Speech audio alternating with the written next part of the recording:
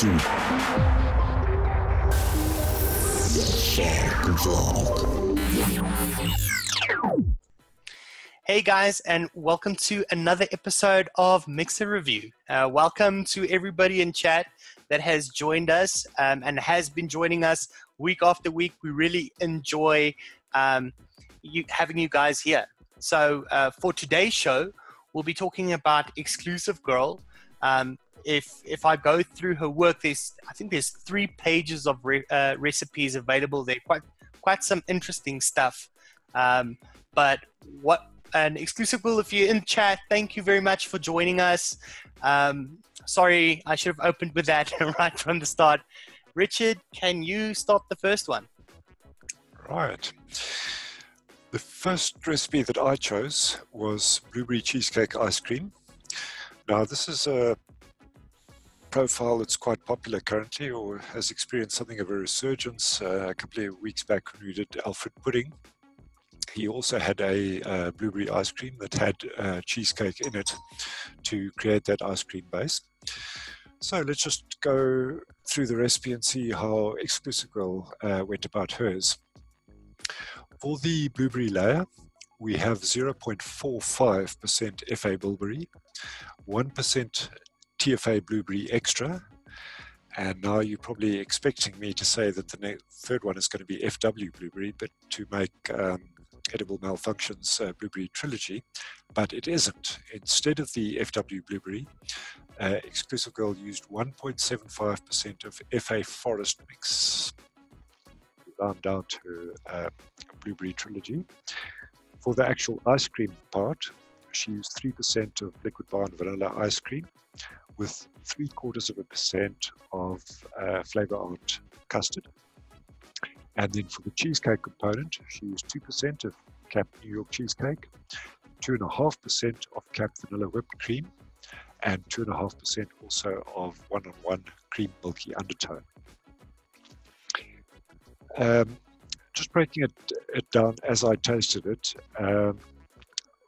first thing that struck me was how different and how pleasant this blueberry mix is. I've mixed a lot of recipes recently with edibles blueberry trilogy, and as good as it is, you know, when you've tasted for the 10th or 12th time in a recipe, it kind of becomes predictable, and you want something a little bit different from blueberry, and this certainly does that. Replacing the Flavor West blueberry with the FA Forest mix pushes it a little bit off a pure blueberry. Of course, FA Forest mix is a mixed berry. The 2 other blueberries there keep it as a berry blend with a blueberry bias rather than just a pure blueberry like Edibles Trilogy is. And I really like that. It's a very different take. It doesn't have that trademark FW blueberry note in it. So it's still there as a syrupy blueberry sauce, but just different from what you may have mixed before. So kudos to ExclusiveGirl for that. The ice cream base I like a lot. Liquid bar and vanilla ice cream works really well. I can also see the sense behind the addition of the FA custard. As she notes, it's got that citrus note in it. Now, citrus, of course, and lemon particularly works very, very well with blueberries. And I found this myself. I was recently just messing around again with a blueberry mixture, which I wanted to put on a bakery. So I used FA Pandora, which is a cake with a lemon flavor, and the 2 just blended together immediately. It's just that natural fit of the lemon and the blueberry. So it gave me quite a pleasant blueberry bakery right off the bat, because that Pandora not only provides the cake texture, but also the lemon to offset the blueberry. That ice cream base is nice and dense and creamy. Then we get to the cheesecake base. For me, the cream milky undertone is a surprise ingredient. I would have probably expected to see something like Florora cream or Italian Hanson Italian cream here, something with a little bit of tang just to complement that cap New York cheesecake.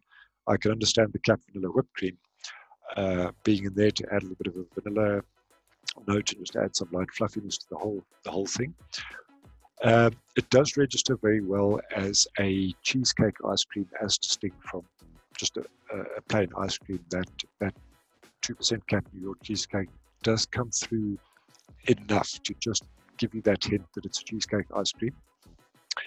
The berries blend in very well. It comes across to me like a thick sort of syrupy swirl, where the berries have kind of blended into the ice cream. I find it similar to Alfred Pudding's blueberry ice cream cheesecake. Similar but very different. It's a different blueberry profile. The base is quite a bit different as well. It uses creams, whereas Alfred Pudding's just uses cheesecakes. So it's kind of two different takes on the same thing. I detected a little bit of a moist note, which I think is maybe coming from the cream milky. I looked through the reviews on the recipe, and the user Herr Hutt says this is a really delicious molten blueberry ice cream, and that's how I would classify it as well. It's almost like a melted ice cream because it is quite moist. It's not a thick, chunky ice cream. It's more like a melted, more liquid ice cream. But generally, this hangs together well for me. The mix between the blueberry and the base is good. I like that base. It's sweet enough for me. I'm not having any problems with sweetness. I didn't feel that I needed to add the sweetener. Good blend with the ice cream and the cheesecake components. The cheesecake registers, but doesn't take over. It still registers as an ice cream, albeit a melted one. So I find this a well balanced and tasty mix, different from other blueberry mixes. So I would be happy to give this a tip of the banger. Theo, what did you think of this? Yeah, I also mix this up. I really thought it was interesting on the Alfred Pudding show. I knew you were mixing up the ice cream cheesecake, but from what you said there, this kind of was or I found this really interesting. I did mix this up. I'm not going to duplicate notes on what you said. I think you covered that well.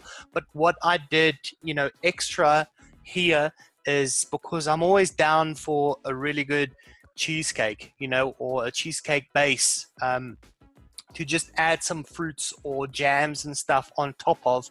So, because this was interesting to me, as Richard said, Cap New York cheesecake, OOO creamy milky undertone, and vanilla whipped cream. I thought, it is quite a complex layered mix on its own, that blueberry cheesecake ice cream, right?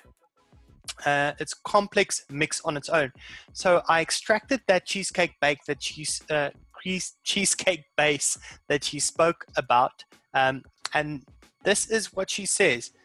So New York cheesecake, this is the cheesecake bake. Cap New York cheesecake is a fairly authentic cheesecake after a good steep. I have OOO creamy milky undertone in here to really help make the mouthfeel creamy like this ice cream should be.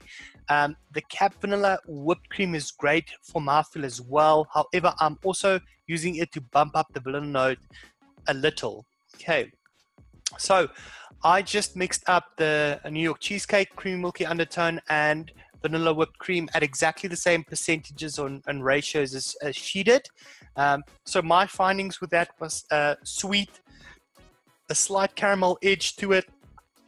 I found it to be extremely delicious. To me, it was reading like a caramelized baked cheesecake, right? That's now, of course, without the ice cream in there. The creaminess on the cheesecake is quite something. I think that the creamy milky undertone and the vanilla whipped cream is really playing nicely together to form that. All right. I know that in the recipe itself, of course, we've got a custard there, and we've got LB vanilla ice cream, so that will add a little bit of depth to the cheesecake as well. But as the cheesecake base on its own, I can really recommend this to anyone that is looking for a baked cheesecake layer. It's delicious. delicious. And yeah, I just want to do a full fist pump there for that base cheesecake base layer. Thank you very much. I'll definitely be using this. Deets? So I mixed up profiterole. Profiterole. Let me get it open here. ExclusiveGirl profiterole. So the description says a profiterole is a cream puff that's frozen. Since it's summer in New York City, it's way too hot right now. I knew I had to make my version into frozen kind of cream puff. The angel cake and sugar cookie are acting as the pastry portion, while the vanilla whipped cream, vanilla pudding, and creme fraiche are frozen creamy center. Using WS23 at 0.25% is high enough it represents, but low enough that it isn't too cold. Since the vanilla whipped cream and creme fraiche are lighter creams, I used vanilla pudding to add some depth or thickness and to build on the vanilla and whipped cream. Give it at least a week to steep, and since it was designed for higher watt device, if you use anything below 60 watt, I recommend increasing the overall flavor percentage to your liking. So she uses 1% of Wonder Flavors Angel Cake here, 0.75% FFA Creme Fraiche, 1.5% Sugar Cookie, that's Cap Sugar Cookie, 1.25% FLV Vanilla Pudding, 2% Cap Vanilla Whipped Cream, and 0.25% WS23. So this is a very good recipe. I vaped it from Shake and Vape, and it's pretty much still good from a Shake and Vape point of view. It does develop a little bit more after 5 days or so with regards to the profile and the mouthfeel. The vanilla also develops a little bit more with the steep. So a description is pretty spot on with this one. With me, additionally, it tastes like a vanilla cupcake ice cream. If you could make something like that, where you blend a vanilla cupcake with icing or frosting into an ice cream or something like that. It's a very light and fluffy vanilla flavor with a light feeling of puff pastry in like an eclair type of puff pastry. The WS23 is very well balanced and does not take from the flavor profile, and it still gives you that iced or the ice cream cool feeling. All in all, a well-rounded profile, and I would recommend mixing this up if you like cakes or ice creams. Very, very well done. Thank you. Richard, what did you have mixed up? Right, my second one was the butterscotch cupcake. This is a pretty simple recipe. It's the cupcake base is 2% cap sugar cookie with 3% cap vanilla cupcake, and the butterscotch icing on top of it is 3% Flavor West butterscotch ripple with 2.5% of LA cream cheese icing. So pretty simple dual layered cookie with icing, 2 layers. And this was quite an interesting recipe for me because when I decided to mix this one, I opened my mixing app. I had the recipe open on all the flavors, opened my mixing app, wanted to name it, and it said recipe already exists. So I saw that I had I hadn't mixed this recipe before, but I had actually put it into my recipe app. So I just shut everything down without reading the notes on the recipe. Anyway, I mixed it up, tasted it, and the first thing I thought to myself when I tasted it was, it's a really nice butterscotch icing, but where is the cookie? So I went back to ATF just to check out the notes, and sure enough, she says there that it's not really the cookie, it's more the top of the cupcake, just the very crown of the cupcake with the icing on it, rather than the whole cupcake. So it was kind of nice to get that verified from my own initial taste that yes, that's exactly what the original mixer was getting from it as well. For me, this is a good dense butterscotch. It's not overly sweet. I'm not, I'm quite sensitive to sweetness, but this is not cloying to me. It's got a light, fluffy base behind it. Now, there are no golden baked notes that I would want to get from a bakery. It's just a thickening of the entire vape from the cap sugar cookie and the cap vanilla cupcake. Now, this has always been a problem for me when I've used vanilla cupcake flavors. They're superb texturizers and thickeners and sweeteners, but I never really get a cupcake out of them in the mix or the recipe as mixed. It always just kind of thickens in a very neutral way. And much the same with cap sugar cookie. At 2%, I'm not really going to expect to get an actual cookie that's come out of the oven. It's just going to give me some sort of light, sweet texture added to the mix. Some of the reviews on this recipe said it was a little light on the butterscotch. I don't get that at all. For me, the recipe is a solid column right down the middle of this deep, rich butterscotch, which works very well for me. Some of the other people who reviewed it said they wanted to add another butterscotch or bump the butterscotch up a little bit. I didn't feel that at all.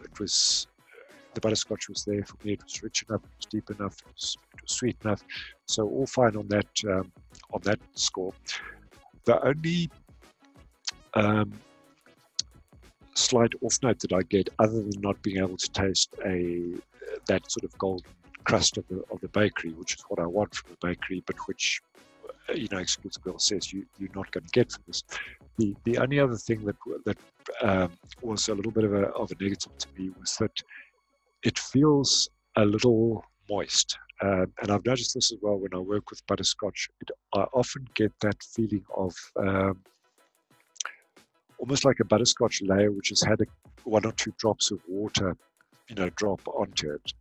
If you eat a cake with butterscotch icing, there are a couple of drops of water, it's just the texture isn't quite right. It's too moist. And I got that very slightly from this. Now, I thought initially it might be a problem with coils and wicks and tasting too many juices in the same addy. So I recoiled and re-wicked addies. I tried it 2 addies. I tried it in amongst other juices. And it definitely isn't anything in the addy. It's something that's coming through in the juice. It's just that it's not in your face, but it's just there, that little bit too much moistness for a butterscotch cupcake or a cupcake with butterscotch icing. But other than that, it is exactly what it says it is. It's the top part of the cupcake with the icing on it. As I say, for me, I would want that base to be thicker. I'd want to taste those golden oven baked crusty notes of the cupcake. But if you're in for the cupcake, this should please you. It's a great butterscotch. It's a nice deep full butterscotch. So if you're in this type of profile for the butterscotch, this will work great for you. If you're more in it for the bakeries, maybe try something different other than the cap vanilla cupcake and sugar cookie. I don't know, maybe put some JF biscuit or something in there. But certainly for the icing part, I rate this a very good recipe. Yeah. Yeah, so I mixed up Frosty Strap-On. So here's a brief description. Since I don't do lemons on high citrus mixes, I decided to do my own take on a strap-on instead of the watermelon strawberry frozen lemonade I saw in this week's pick. This can be vaped right away, but it's best after 3 days. Those 3 days allow the low percentage of LA watermelon to add its mouthwatering candy effect without turning this into a candy mix. People weren't kidding when they said that FLV Alpine Strawberry was strong, also pretty expensive. I used only 1 drop in 60 ml bottle and can definitely taste it. At that low dose, it doesn't overpower the other sweeter strawberry, which is JF strawberry that we're talking about here. JF sweet strawberry. Yes. And that 1 drop helps to balance out that JF sweet strawberry. The watermelon to strawberry ratio is pretty balanced. with the apple as more of a note. Enjoy. All right, so let's quickly go through the actual percentages here. 0.04 FLV Alpine Strawberry, 0.25 Inwera Cactus, 1.5 JF Fuji, 2% JF Strawberry Sweet, 3% Cap Sweet Watermelon, 0.5 LA Watermelon, and 0.75 WS23. Here's one thing though. The WS23 that I used over here was a 20% dilution, and I didn't find somewhere in the description if the original dilution was potentially a 10 or 30%. So I thought that should be okay at a 20% dilution. So that was just something I guessed over there. So I hope that doesn't throw the mix too much. So my findings was high level, flavorful mix, nice and cool and refreshing. Just to zoom in a little bit. So I like the flavor combination here of the strawberry and the strawberry and the watermelon. I think there's really something awesome going on with that combination. I have tried other combinations of strawberry and watermelon before, but my mixes have become quite soapy. This was the rather refreshing. I like those two together. The one thing I found difficult in here, and I always struggle with this, was that the Fuji was a little bit lost in the mix. She does say it's just a note, but I don't really taste that. Maybe that's just my palate, but I didn't really taste that in the mix itself. I really thought that the JF Strawberry will bring a little bit more syrupiness to the mix and make it read a little bit like a little bit more body, right? But somehow it could be that the WS23 cuts through that. So yeah, that could be something that happened there with the amount of WS23 that I used, okay? But yeah, if you look at the mix itself, there's a lot of top notes here. We're talking about Alpine Strawberry. We're talking about JF Sweet Strawberry. The Fuji over here is the one that adds a little bit of body. The Cactus over there is just to add a little bit of moisture to the mix, and a slight bit of citrusiness, okay? So if we look at the whole mix with the watermelons in here, there's a lot of top notes in here, and that's what I'm getting out of this mix. And that could have been designed that way. I honestly think that this could work very well in an MTL, but in an RDA, it was a little bit of it felt like it was a little bit flat at the top. But what I really liked about the mix was that flavor combination, which I'll be playing around with a little bit more. But yeah, thank you very much for this mix. I really enjoyed it. Deeds? So my second mix is ExclusiveGirl's Pear Jelly Bean that they did for the Mixing Vixens. This is a very good recipe. So there's not really much, a very long description. It says give it about a 3-day steep for the watermelon to give that mouth-watering feel. It is a shake and vape otherwise. I will update this with more throughout the write-up soon.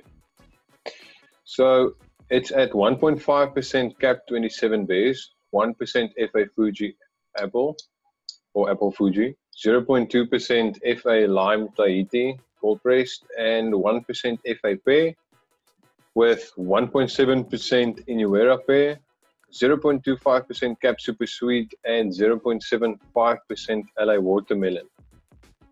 Now this is a fruit and it's a candy recipe. This is definitely my type of mix, and this was one delicious mix.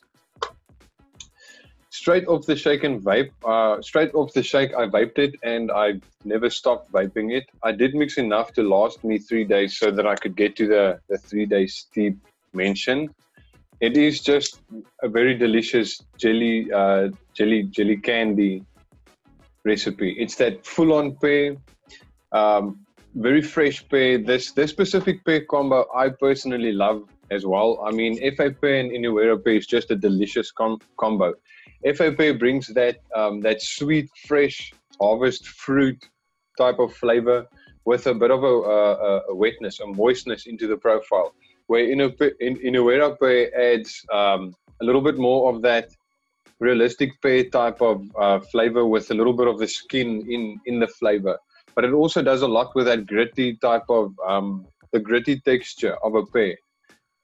Now the two of them combined just gives me the perfect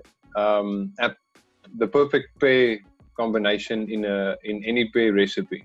So for me, this is just, I mean, it's a delicious candy, very gooey type of jelly bean pear recipe. Everything balances very well together. I love the pear combination, as I've mentioned before, and that watermelon really brings in a different level of moistness after the third day, fourth day with a added little bit of steep. That's if you can let it steep for that long. This is a recipe I can definitely recommend. I saw only after mixing it, it is a recipe of late last year. And if I found it last year, I would have rated it as one of my top candy recipes of 2018 on our forum. We had this voting, we voted all our favorite DIY recipes. Now this, if I had it last year, would have been top. For me this year, it's one of my top candy recipes I'm currently mixing and definitely enjoying. It's a very juicy, gooey candy recipe. The only thing that I feel there might be a little bit of improvement or some alteration on that I might try a little bit later, only because I'm experimental, is I would like to add a little bit more of that hard sugar that kind of crushes when you bite down on a jelly bean. So something like a powdered sugar or something like that. I don't know. I'd like to play around with that. But it's a very delicious candy, full-on pear, and a very, very good combination that has been crafted with a combination of everything and the percentages very well. I would recommend this for anyone who loves fruit and specifically pear, and then on top of it, that gummy type of candy feeling. It's a great recipe. Thank you very much for this one. I would give this a full-on banger. Very good. Nice. Yeah, I actually wanted to mix that recipe up until Deet said he's mixing that up for this show. So I'll go and mix it up now. There's not much left. And yeah, but ExclusiveGirl, thank you so much for putting these mixes out for us. You know, I had a lot of fun going through your profile. I'm going to be dropping a link in chat. Guys, please go and check out all the recipes. I think there's 3 pages of recipes here. Everybody that's joined us in chat, thank you very much for joining us and, you know, just running through these recipes with us. It's nice having you week after week. You know, just a couple of shout outs, of course. So please go and check out Daytime Frank's channel. Go and subscribe there. Fresh03, thanks for letting us run this after your show. Go and check out DIY Down Under as well. Really awesome channel. There's going to be a mix-off between TFE and DIY Down Under. We're going to be giving details about that pretty soon. And then go and check out Hibidere as well. She's always in the chats and she's on a lot of Facebook groups. And then finally, guys, go and join Mixologist South Africa on Facebook, where you can find myself, Richard, and Deets. But yeah, guys, is there anywhere else where the guys can reach you? Yes, I am on ATF as Deets with 2 Zs. I'm on ELR with 1 Z, Deets. I'm on Facebook under Mixologist. And then I'm on YouTube, thefogvlog. That's it. I'm only on the Mixologists Facebook group and then also the forum at e6sa.co.za. You can find me there. Guys, the links is in the description for everybody that contributes to this channel. So go and check out those ATF profiles. And that pretty much brings us to the end of the show. So thank you very much again for joining us. But we'll see you guys next week. Cheerio. Cheers.